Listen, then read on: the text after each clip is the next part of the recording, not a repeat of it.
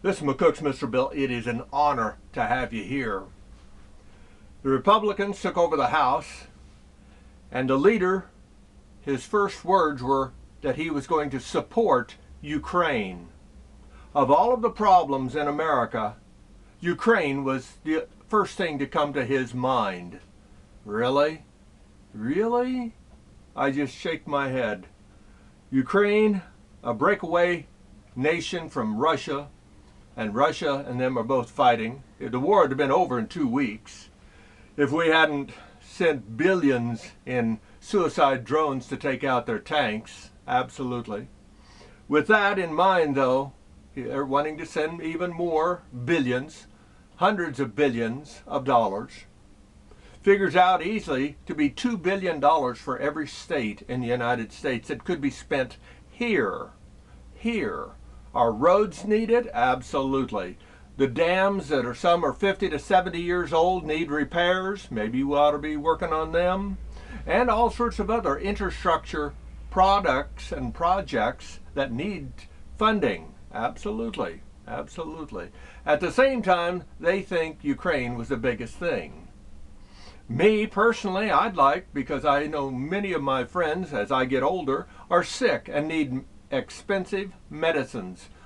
The most expensive is a friend of mine that has to pay $4,000 a month for his medicine or he dies. $4,000 a month. The same medicine in Canada, if he could get it down here legally, he could get that same medicine down here for $500 a month compared to $4,000 a month. Yeah, do you think they should be doing that for the sick, help the sick of our own nation by legalizing drugs from Canada because we're getting price gouged by the drug companies within this country? Either make the drug companies straighten up and fly right, or legalize it to get it from Canada. Now that would have been a top priority in my humble opinion. Or perhaps making all these college degrees, any college degree, a 2-year program. 2 years. Get rid of all the fluff and stuff that doesn't do a bit of good in real world.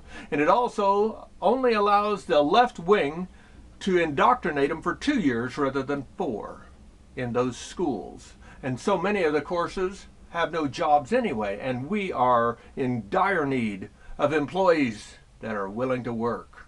Absolutely. Things like that. But that's what they came up with. The Republicans that we always have a little bit more hope for failed us again by saying we need to support Ukraine and tick off Russia that has 1,000 nukes. Yeah, nothing could go wrong there. With that in mind, though, we pray for the nation, as I pray for you individually, to have a good year in 2023. Every year we hear doomsdayers saying that the economy is about to go down. Every year they talk more about taking the guns away from everybody. But before you get too nervous about that, I've been hearing that kind of stuff since the 1950s when I was a little kid. When sitting around a gas station, Cracker Barrel if you will, and the men talking saying they're going to take our guns. That's what they said back then.